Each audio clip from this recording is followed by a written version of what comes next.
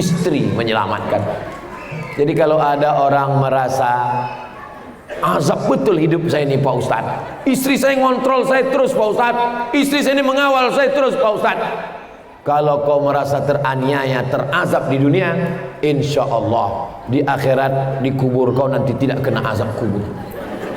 Karena pas mau diazab malaikat, kata malaikat satu lagi, ini tak usah diazab, udah azab kali deh.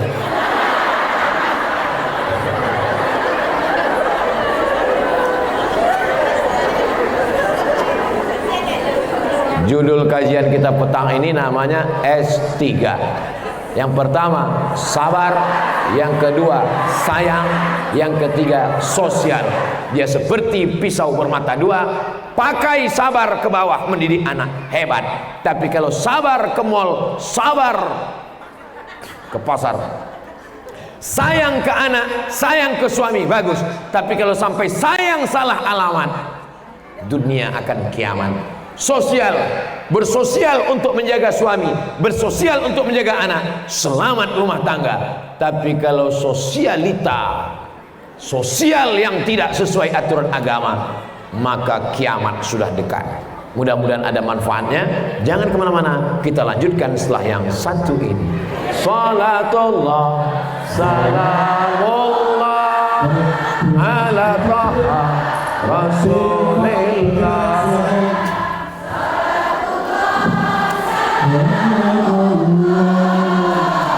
Silakan diinfak untuk bergerak, waktu kita harus bercepat. Silakan.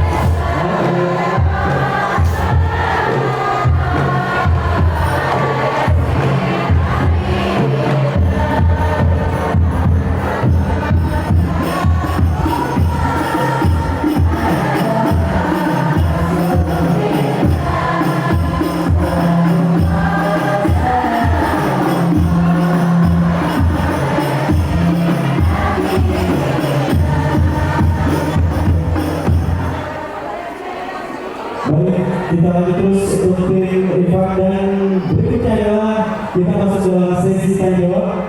Panitia mempersiapkan mic satu dari kelompok seseorang, katakan coba sesi sesi. Udah, oke. Anggungan yang baru. Ya, terima kasih. Juga terus. Yang melarang perempuan bekerja, tapi bekerja dengan syarat dan ketentuan berlaku. Kalau waktu sudah habis dari jam 8 pagi sampai jam 4 sore, pulang ke rumah, matikan handphone, kasihlah sisa-sisa kasih sayang tadi untuk suami dan anak. Quality time. Saya hari Kamis, hari Jumat, hari Sabtu, hari Ahad di Kepulauan Riau. Nanti hari Senin, hari Selasa, hari Rabu, hari Kamis di rumah. Saya ini macam kain penutup mayat, ditarik ke kepala, terbuka kaki, ditarik ke kaki, terbuka kepala. Maka menutupi kekurangan saya yang hari Kamis, Jumat, Sabtu ini, maka saya mesti menggendong anak saya, mengantar istri saya. Oh, jadi Ustaz ngantar ke pasar? Iya. Jadi yang Ustaz ceritakan tadi nunggu di parkir itu, saya masuk juga di situ. Saya pakai topi, saya pakai masker, saya pakai kacamata hitam, saya gendong anak saya, ikut saya belanja ke pasar. Penjual ikan sama penjual sayur tuh nengok, Ustaz Somad ya? Tidak, saya bilang. Untuk menutupi kekurangan. Apa mana? Quality time. Hari ini Ustaz, pesawat kita nanti jam 12. Pagi tadi masih sempat saya antar istri saya kuliah. Saya antar, habis itu saya pulang, habis itu saya jemput lagi. Bisa dia pergi sendiri, bisa dia nyetir sendiri. Untuk apa itu? Kita isi waktu itu karena kita sadar dengan kekurangan kita. Jadi kalau udah bekerja sampai jam 4 pulang, masakkanlah untuk suami. Tak sempat lagi masak Pak Ustadz, masakkan aja. Nanti kalau ditanya, kau yang masak ini? Yang iya bang, nasinya aja. Itu pun mencentekkannya aja tadi. Yang mencuci berasnya sama ada si mbak itu tadi. Gulai apa namanya? Ini namanya gulai tunjuk bang.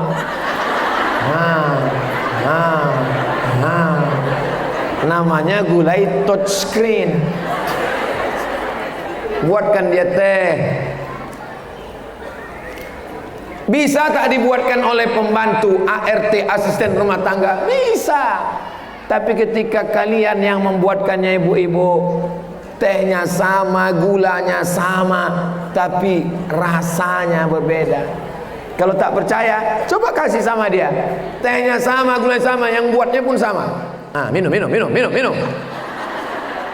Dengan kalian kasih, minum ya pangeran yang ku nanti-nantikan hingga akhir hayatku. Masa ku ajari juga kalian lagi? Jadi silakanlah bekerja, tapi jangan sampai waktu yang tersisa sayang, sabar, sosial. Kenapa ibu bisa bersosial dengan orang di pasar? Kenapa bisa bersosial dengan di kantor? Kenapa di rumah tak bersosial? Begitu sampai di rumah tetap juga lagi menghubungi kawan yang di grup-grup tadi. Kiki. Pas menengok muka dia, paham? Saya tidak menghalang perempuan untuk bekerja. Perempuan yang sudah memutuskan diri untuk berhenti bekerja karena menurut perhitungan gaji suaminya cukup, sesungguhnya manusia tidak mengenal kata cukup. Orang yang dapat gaji 3 juta, apa kata dia? Kalau 5 nanti cukup lah. Pas dapat 5, dulu waktu gaji guru 3 juta, kata orang kurang. Buktinya banyak siswa di sekolah terjaga. Pagi-pagi guru dengan motornya bep. Sayang, sampai di kelas dia mengajar, dinaikkan dengan insentif, tunjangan ini, tunjangan APBN, tunjangan APBD, tunjangan yayasan. Apakah cukup? Tidak. Kenapa? Karena keinginan juga bertambah. Dulu gajinya 3 juta, dia pakai motor, minyaknya cukup 1 liter seminggu. Sekarang gajinya 10 juta, angsurannya 25 juta. Makin tidak fokus. Maka betul ajaran Islam, laisal ghina kasratal arad. Orang yang kaya bukan yang hartanya banyak, walakinnal ghina ghinan nafs. Kekayaan yang sempurna adalah merasa cukup. Hidup ini yang penting cukup. Ustadz berdoa apa? Saya tak pernah berdoa minta apa-apa kepada Allah, karena yang saya pikirkan 20 tahun yang lalu waktu kuliah, aku mesti S1, aku mesti S2, aku mesti S3. Habis itu ku bawa ijazah S1, S2, S3 aku ini ke Kuala Lumpur, ke Brunei Darussalam. Aku mau jadi dosen. Kalau aku dapat duit, aku mau membahagiakan emakku. Cukup.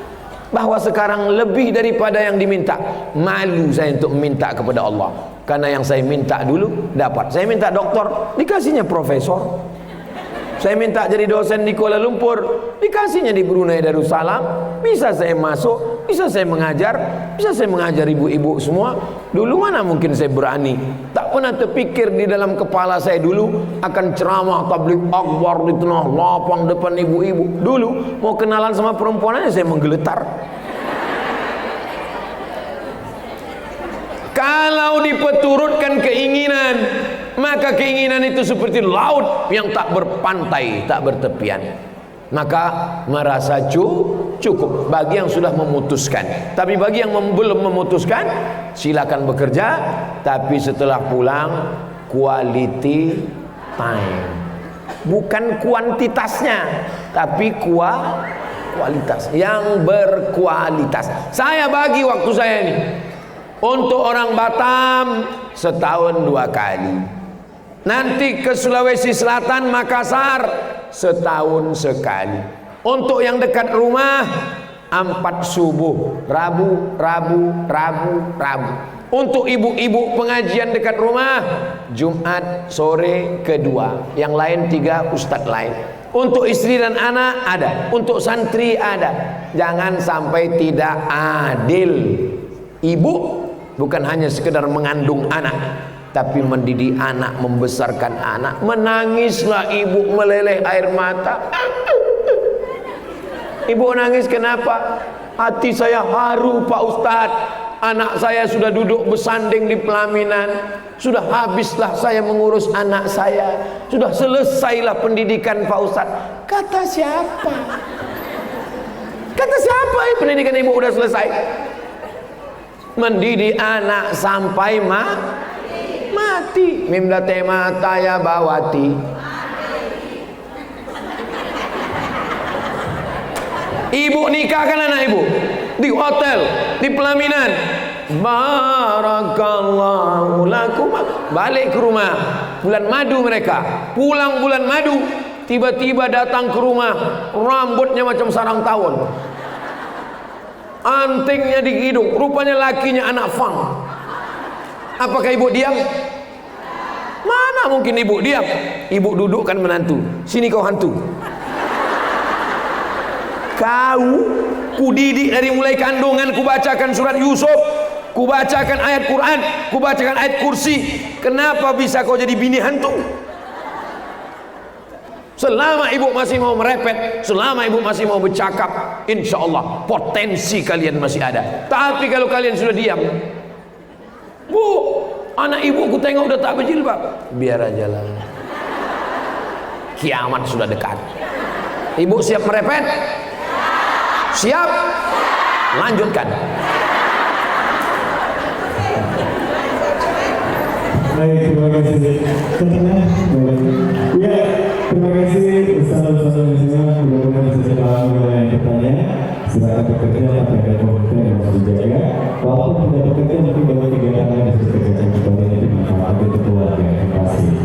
Kita lanjut ke pertanyaan 2 dari Bunda Syafiki. Silakan sebutkan nama dari mana dan pertanyaannya. Silakan Bunda kedua. Ya, mana tadi? Oke. Silakan yang kedua tadi. Sudah? Yang kedua? Lanjut. Langsung saja jawab. Assalamualaikum warahmatullahi wabarakatuh. Saya Ibu Jumlah dari Medan. Ustaz, saya bertanya, gimana jika tidak Ustaz, apa hukumnya bila istri bekerja di luar negeri? Apakah suami wajib menafkahi istri? Dan apa hukumnya apabila suami berkata kalau mau diberi nafkah harus satu rumah? Dan apa hukumnya bila suami selalu menuduh istrinya bekerja karena jauh dari suami tapi dicurigai? Bagaimanakah sikap istri bila suami kurang cukup menafkahi dan akhirnya istri memutuskan untuk bekerja jauh dari suami? Terima kasih Ustaz. Mohon penjelasan.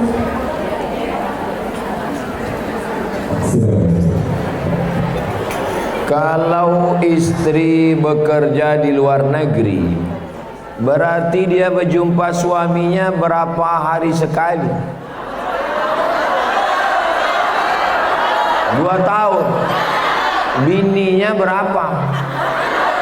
1. Itulah banyak kejadian ditransfer duit, rupanya dibangunkannya ke perempuan lain. Itu tak bisa disalahkan. Tak bisa disalahkan lakinya itu. Kenapa? Karena dia masih manusia. Dia bukan malaikat. Jadi wahai perempuan, kalian mesti paham, kepala rumah tangga laki-laki mencari nafkah. Kalau cukup untuk makan, pakaian, sekolah anak, cukup. Carilah usaha, apalagi sekarang bisa dagang online. Bumbu pecal, kerupuk, keripik, dodol. Bingung kami memasarkannya. Kirim videonya, nanti saya share di Instagram saya. Share. Berapa persennya nanti kita bahas. Sampai sekarang yang saya share itu kain, bumbu pecal, kerupuk, teh tarik, belum ada saya ambil persennya, seperak pun belum ada. Untuk apa itu? Membangkitkan ekonomi umat. Jangan sampai kita mengulang kesalahan yang sama. Sudah cukup banyak berita tentang kejadian ini. Tentang laki, malu saya menceritakannya. Karena tujuan dari pernikahan adalah litaskunu ilaiha, supaya kalian merasa tenang, sakinah. Tak terbayangkan itu gimana. Perempuan jauh, suami. Secara psikologis, secara biologis, secara pendidikan, secara kasih sayang. Adapun saudara kita yang amat sangat susah, kalau tak pergi istrinya mati mereka sekeluarga. Kita doakan mereka bisa menjaga diri. Dan setelah kontrak 2 tahun pulang, jangan pergi lagi. Duit yang dapat itu untuk modal usaha. Ini dapat duit hasil 2 tahun pulang, beli kulkas sebesar rumah, beli TV besar. Habis itu duit habis, pergi lagi. Ini mau dibawa kemana hubungan ini? Suami itu kebahagiaannya bukan duit. Suami itu kebahagiaannya adalah waktu kalian buatkan pagi-pagi teh, kalian tanya dia, abang mau teh manis atau teh manis yang perhatian dan penyayang?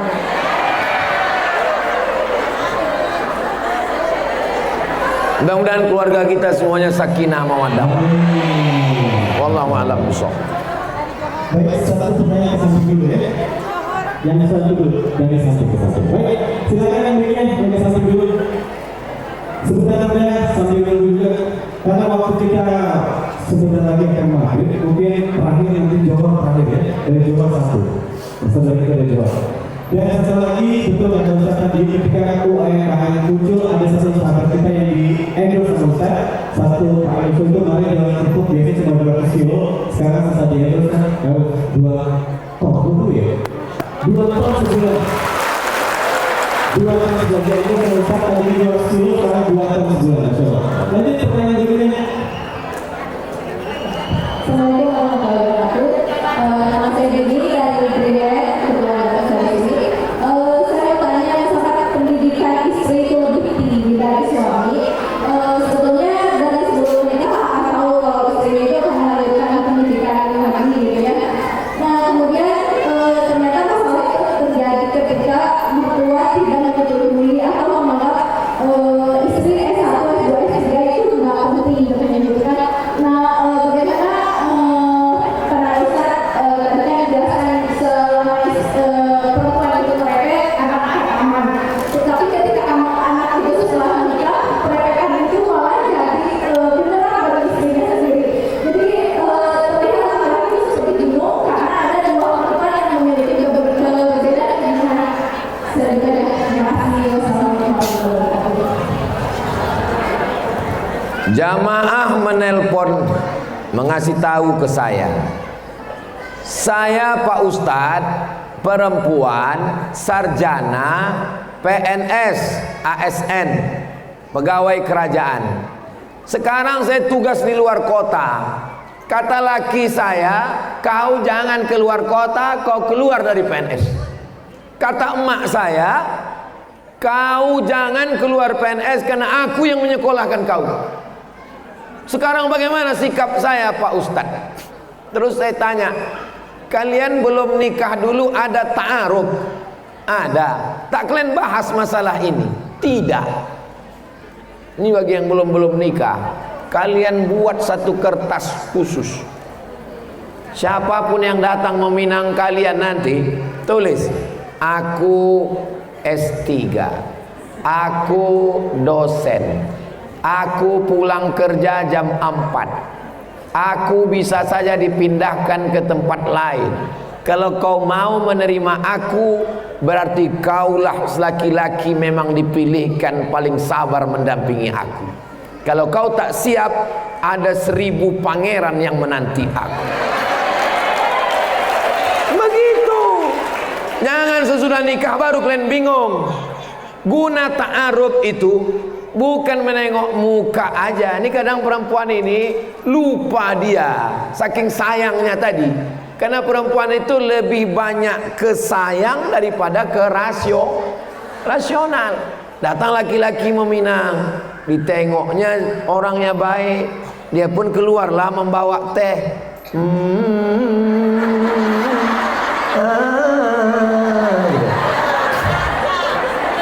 Lupa dia S3, lupa dia. Mesti kalian bilang, aku ni perempuan cerdas, aku ni S3, sedangkan kau S1. Nanti kau pede tak jalan sama aku. Itulah guna ta'aruf itu. Setelah dia cocok istikharah, barulah lanjut. Baru kata si suami itu, memang kau gaji lebih besar, memang pendidikan kau lebih tinggi, tapi di rumah tangga kan tetap aku kepala rumah tangga kan? Iya. Kesepahaman, saling paham dan saling mengerti. Tidak ada. Tapi dalam mazhab Syafi'i ada namanya kufu selevel, itu untuk menjaga, tapi bukan bagian itu ijtihad ulama. Yang penting kalau sama-sama paham, maka insya Allah. Banyak teman saya istrinya S3, suami S1, ada, hidup sampai sekarang. Tak perlulah saya sebutkan nama orangnya, kawan saya, sahabat saya. Istri PNS, suami tidak, ada. Istri S3, suami S1, ada. Mereka, tapi mentang-mentang, janganlah pula klaim lah. Setiap kenalan sama orang, kenalkan saya dokter, ini cuma S1 aja nih. Jagalah perasaan dia. Pintar-pintar merasa, jangan merasa. Jaga perasaan orang, jaga perasaan orang, apalagi perasaan bapak. Ibu jaga perasaan dia, hati dia. Walaupun dulu ibu di kampung tuh paling cuan, jaga perasaannya, jangan pas cerita sama dia.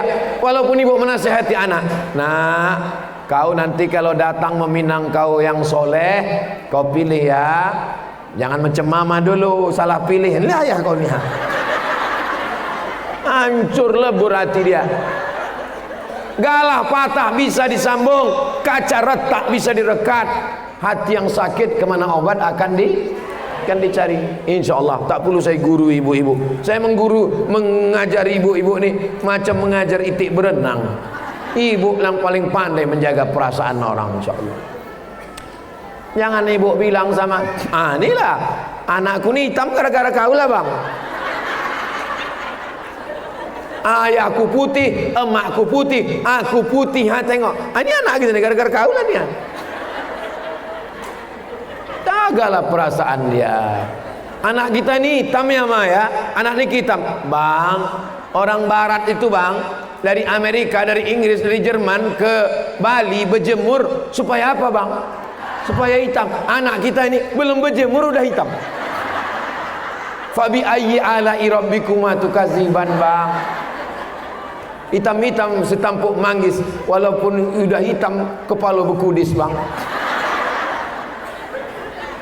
Pandai-pandai menjaga perasaan. Wallahu a'lam bishawab.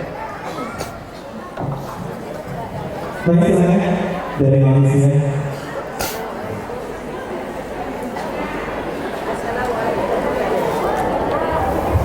Sudah. Ya. Assalamualaikum warahmatullahi wabarakatuh. Saya berlayar di SBBI NGO daerah Buari, Malaysia. Saya hari ini mewakili Ibu Bapak Jemaah untuk mengikuti Program Ustaz dan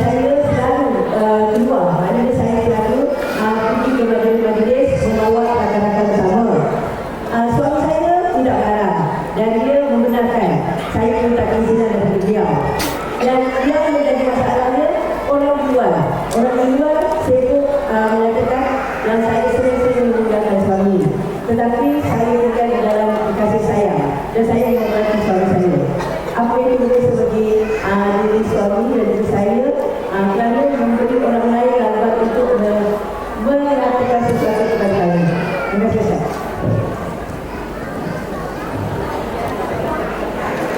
Ada satu kerajaan Melayu yang dijajah oleh Inggris, yang satu lagi dijajah Belanda. Yang dijajah Belanda jadi Riau Lingga, yang dijajah Inggris jadi Johor Bahru.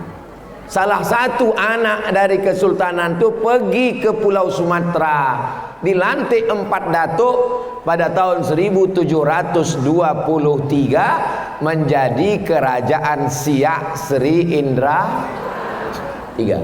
Johor, Riau Lingga, Siak. Jadi kita ini serumpun Melayu. Walaupun sekarang pasportnya beda. Satu pasport ini. Kerajaan Melayu besar di Sumatera, Sriwijaya, menyeberang ke atas Sumatera, membuat kerajaan baru namanya Tomasik, menjadi Singapura. Hancur Tomasik, naik dia ke Semenanjung. Itulah jadi kerajaan, nama raja pertama Parameswara. Itulah dia kerajaan Malaka. Tumbang Malaka hancur, diserang oleh Portugis. Nama negaranya Portugis, nama orangnya Portugal. Itu nama negara, bukan Persatuan Orang Tua Gatal. Diserangnya Raja Malaka, lari ke Bintan. Bintan di Kepulauan Riau. Sampai di Bintan diserang lagi, lari ke Kampar, meninggal di Sungai Kampar, Riau. Pecah Malaka, jadilah negara kerajaan kecil, kerajaan Johor, kerajaan Terengganu. Inilah kerajaan-kerajaan yang disebut dengan Melayu, serumpun Melayu. Takkan Melayu hilang di Rempang. Allahu Akbar. Takkan Melayu hilang di Rempang. Takkan Melayu hilang di bumi. Sekali layar terkembang, surut untuk berpantang, takkan Melayu hilang di bumi. Allahu Akbar. Apa yang mau diceritakan tadi? Kalau benar menurut Allah, benar menurut Rasulullah, benar menurut ulama, maka kita laksanakan, jangan pikirkan cakap. Hidup ini tidak susah. Yang susah ini memikirkan cakap. Dulu saya ucapkan selamat datang encik-encik, puan-puan, tuan-tuan jemputan majlis daripada Johor dan Singapura. Saya beli kereta. Beli kereta, kalau di Jawa kereta api. Kereta di Medan sepeda motor. Kereta di Johor mobil. Saya beli mobil. Apa kata orang? Ini mobil kau ini macam gajah menghisap bensin, minyaknya, nanti duit kau habis. Ini pakai pompa, nanti di tengah jalan mati. Ini onderdilnya beli dari Jakarta. 2 tahun saya pakai, yang dicakapkan orang itu tak terjadi sama sekali. Jadi sebetulnya hidup ini biasa saja. Yang susah itu memikirkan cakap. Betul kata Allah, betul kata Nabi, betul kata ulama. Anjing menggonggong, kapilah berlari. Jangan pikirkan cakap. Dulu kalau kita diam di rumah, tutup tingkap, tutup pintu, tutup jendela, kita tak mendengar cakap orang. Betul? Sekarang kita duduk di rumah, tutup pintu, di kamar, tutup rumah-rumahnya dikunci, tutup kamar-kamarnya dikunci, tutup toiletnya dikunci, cakap orang tetap masuk, karena orang masuk toilet sambil buka handphone. komen Instagram, komen YouTube, komen. Maka kalau mau tenang, matikan handphone, pekakan telinga, butakan mata. Yang di rumah ini hanya kita berdua. Yang lain ini, yang bercakap ini bukan sekedar ceramah, ini diamalkan nanti pulang ke Puan, Maci sudah bawa jamaah kemari, suami izin buat baik, menjaga aurat, pengajian, dapat ilmu, balik, tutup handphone, tutup pintu, tutup jendela, datang tamu, halau balik. Yang penting kita jaga hati kita, jangan hiraukan cakap orang. Siapa yang menyangka dia selamat dari lidah manusia, berarti dia gila. Siapa yang selamat dari lidah manusia? Apakah Nabi Muhammad selamat dari lidah manusia?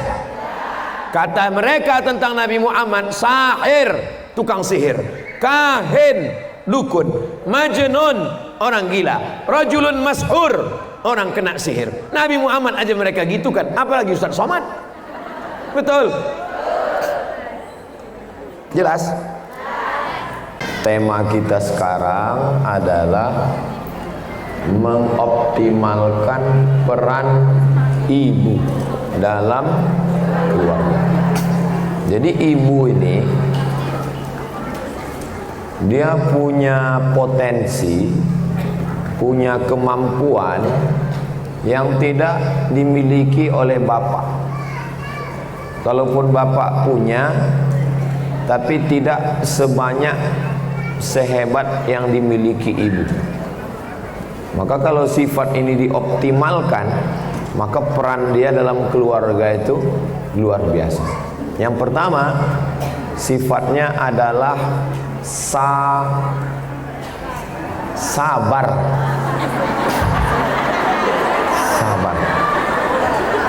Jadi ibu itu punya sifat itu, maka yang mengandung itu, coba bayangkan kalau yang mengandung itu bapak, sebulan habis itu dikeluarkannya langsung. Ibu ini sabar, dia sabar, penciumannya berubah, semua yang wangi tercium busuk, laki pun bau hantu. Sabar, ususnya mengecil karena rahimnya membesar. Sabar dia. Sabar dia muntah-muntah. Sabar selera makannya berubah. Sabar lehernya jadi hitam. Padahal sebelum hamil pun hitam juga. Sabar dia warna kulitnya berubah. Sabar dia tulang belakangnya nih membengkok. Awalnya lurus, bengkok. Sabar dia diejek orang. Pas dia sedang lewat, ada anak-anak muda situ duduk. Kata anak muda tuh, kukira kura-kura. Bapak-bapak nih sabar juga, cuman sabarnya tidak sebesar ibu. Jadi kalau potensi ibu, sifat sabarnya ini dipakainya, dioptimalkannya dalam mendidik anak, maka anak pasti berhasil. Makanya Nabi Ismail dititipkan ke ibu atau ke bapak? Ke ibu. Nabi Isa dititipkan ke ibu atau ke bapak? Ke ibu. Nabi Musa dititipkan ke ibu ke bapak? Ke ibu. Nabi Muhammad dititipkan ke ibu. Kenapa? Karena ibu punya potensi yang bernama sabar. Sekarang ibu sudah sadar punya sifat apa? Sifat sabar. Hah?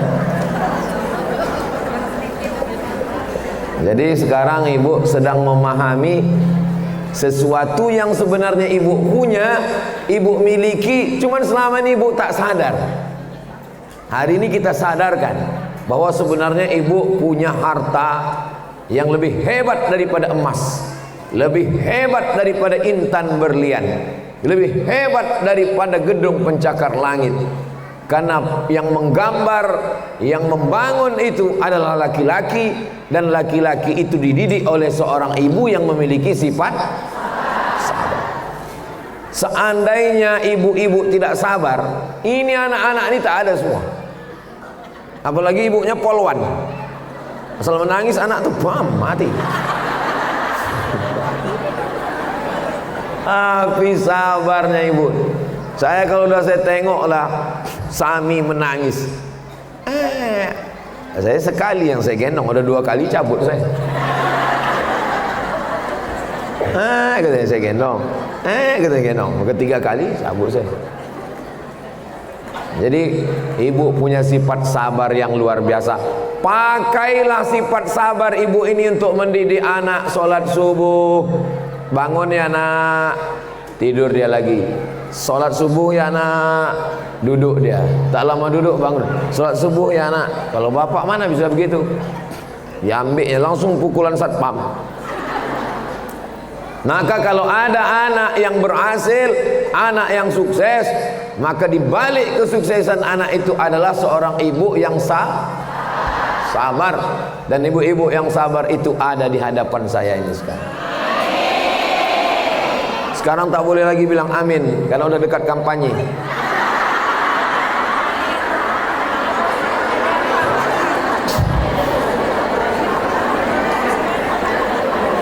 Sabar. Sabar itu artinya menahan. Sabar itu artinya menahan diri untuk melakukan sesuatu secara terus menerus, kontinu. Itu arti sabar. Maka sabar itu punya 2 mata sisi macam pisau. Pisau ini 2 matanya, satu ke bawah, satu ke atas. Kalau sabar ibu-ibu pakai mendidik anak, bagus. Kalau sabar ibu-ibu pakai untuk menyekolahkan anak ke pesantren, bagus. Kalau sabar ibu-ibu pakai untuk menyuruh anak pakai jilbab, bagus. Tapi ini negatifnya sifat menahan tadi. Kalau sifat menahan itu dipakainya belanja ke mall, karena dia bisa bertahan di mall itu 1 hari. Menahan. Ini sifat sabar ini. Saya kalau pergi ke pasar, apa yang saya cari? Misalnya saya mau mencari roti, mampir saya beli roti, saya bayar, habis itu saya pulang. Tapi kalau perempuan tak begitu. Nampak ini ambil ini, nampak ini ambil ini, nampak. Sabar dia lama di dalam itu. Saya pergi ke pasar pagi Arengka, mau mencari jeruk purut, turun beli jeruk purut, masuk mobil pulang. Kalau almarhumah mak saya tak gitu. Nampak tempe, ambil pula tempe. Nampak. Makanya kalau saya mengawani dia belanja, kau tak usah turun, aku aja. Karena kalau saya ikut, saya tanya, lama lagi mak? Lama lagi mak? Kau tak sabar. Jadi kesabaran perempuan ini seperti mata pisau. Sabar dia mendidik anaknya, sabar menyuruh anak bertudung. Pakailah tudung nak. Pakainya tudung pasrah tapi tak rela. Belakang itu, gitu. Sabar dia. Pakailah baju panjang nak. Kita orang Melayu, di mana bumi dipijak, di situ langit ditunjung. Di mana jantan bertanjak, di situ perempuan bertudung. Sabar dia ngasih tahu. Tapi sabarnya ini kalau pindah dari rumah ke pasar, itu tengoklah kalau pagi hari Ahad, tengoklah di tempat parkir bapak-bapak nunggu bini belanja.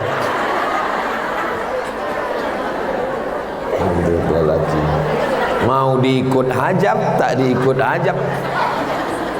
Saya kalau udah nengok lewat saya di pasar pagi, nampak saya hari Ahad lewat saya pagi, nampak saya bapak-bapak, dalam hati saya, kesian nih kalian. Nasib kalian lah Pak, kata saya. Jadi sifat sabar ibu ini ibu pertahankan, ibu tambah untuk dipakai mendidik anak. Saya kalau teringatlah saya sabarnya perempuan-perempuan dalam membesarkan anak-anaknya itu, luar biasa. Meninggal suami, anak susun paku, do re mi fa sol la si do mi fa sol fa mi re do.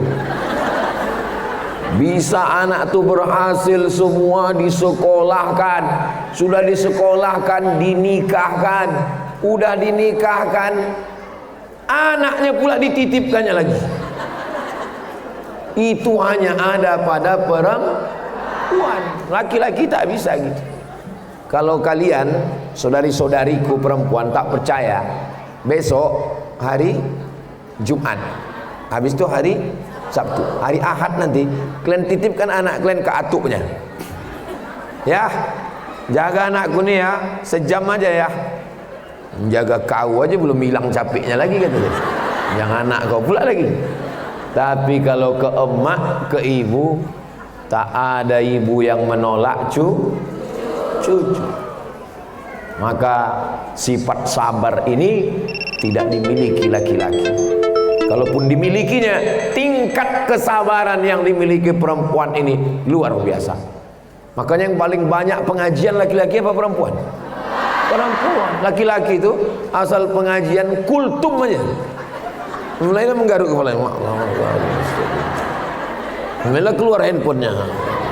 Habis itu difotonya Ustaz tuh. Terus update status dia. Lama kali ceramahnya gitu.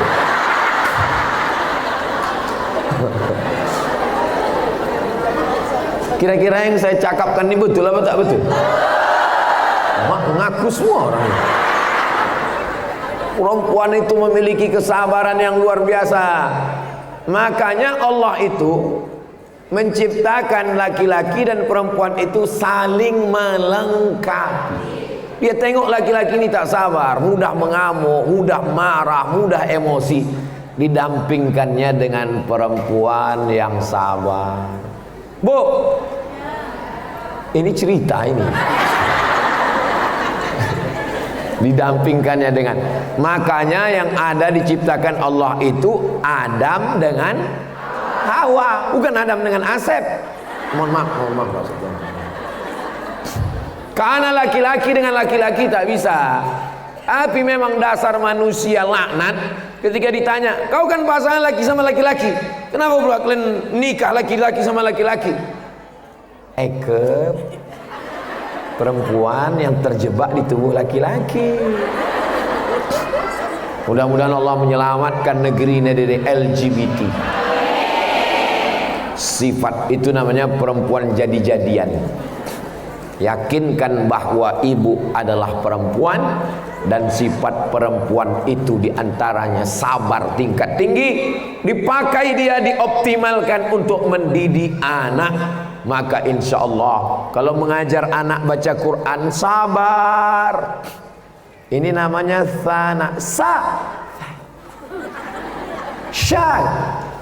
sabar. Makanya guru mengaji perempuan, guru sekolah perempuan, bekerja di kantor perempuan. Kenapa? Tingkat kesabarannya yang luar biasa. Di pesantren Ma'had Az-Zahra Ustazah Fatimah tidak ada guru laki-laki. Kemarin ada guru mendaftar laki-laki, saya bilang tidak, perempuan.